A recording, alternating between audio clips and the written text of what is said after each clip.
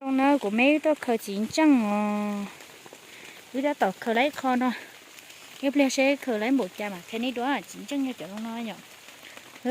cái bộ ní bao chín chăng cho toàn châu nó chị khởi lót cho hồ chị thế này chú hạt chị mà tôi hay có là chín chăng chó vậy đó này có hả mấy hả cho tôi đó chín chăng à chị lúc chín chăng nhót cho hồ vậy mà muốn ly này giống nhà nó rồi nữa nữa thì những cái chua nó chỉ dùng mà ly hỗ trợ lo, quá mẹ, chua lo rồi sống chua đó, bữa này nó mà chua chua rồi hơn đi bỏ, thay chín chăng, cô nhà trực tiếp tổ ly này nó, nếu đi nó cô nhà hay lọ, tiền ly xứ nó nhú nhú, cô nhà chỉ xả có ly, cô nhà xả còn khờ lấy lọ chén nó xứ nó, nếu để nó chết bớt luôn rồi, còn cho u đi nó của nhà ta tỏ li ăn luôn nó, ta nó chở bông đâu vô nó chạy chín chăng, họ nó lúc hộp bầu vậy cho nó lo nó bù sầu tôi khởi bút bể hà rong muốn cho té cho bút tí muốn cho té cho bút tí họ thì nó cái này khởi chín chăng chê của mà thay kho mê nó ní sai theo của mà họ nó ly đâu ní sai hết đó cái gì mà ủa chỉ muốn ăn tổ cống đồ của gì chó vậy số cái tơ chu nó xóa cái tơ chu nó chỉ có mặt tay nó rồi số cái kia là một tay nè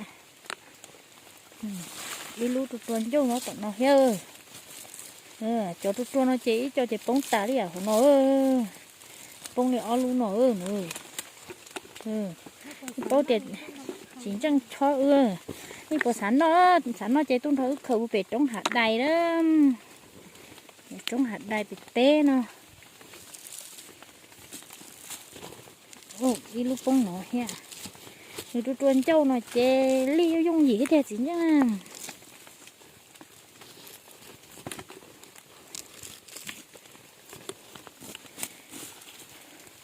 luôn lo tôi tuần châu nó ha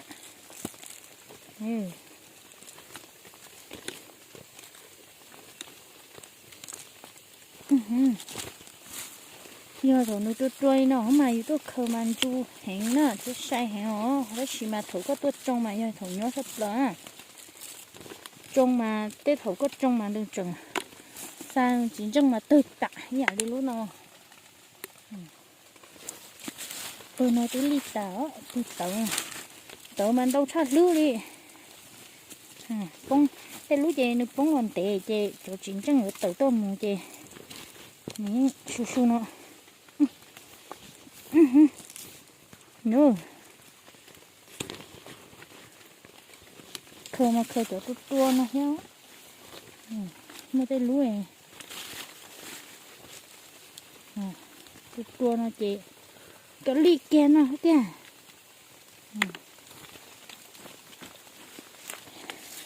chỗ nó có tua hết bông nó chua đi luôn nó chỉ cho nó xin nước rồi nó khỏi trông cái của thầy cái tua một xưa nó là còn một cái bông mà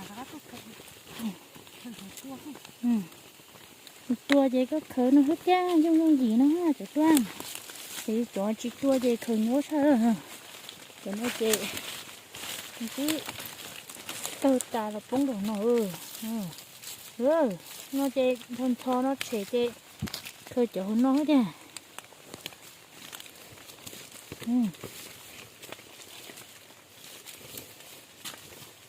lúc nào chỉ tự lo kia nhé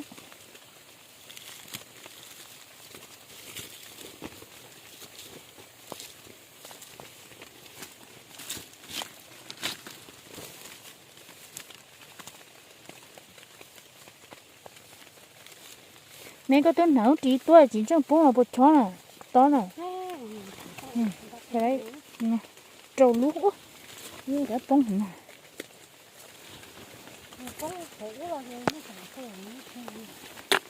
bông xí rồi chơi một kiểu khơi rồi chẳng nào cơ mà có tua nó cho mà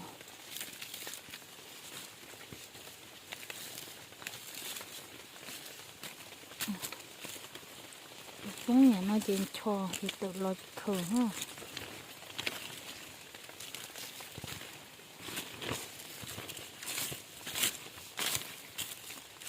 nhà cái tua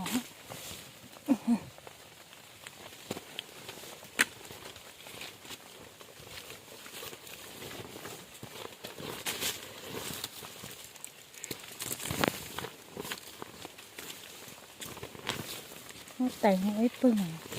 nó tua là thế này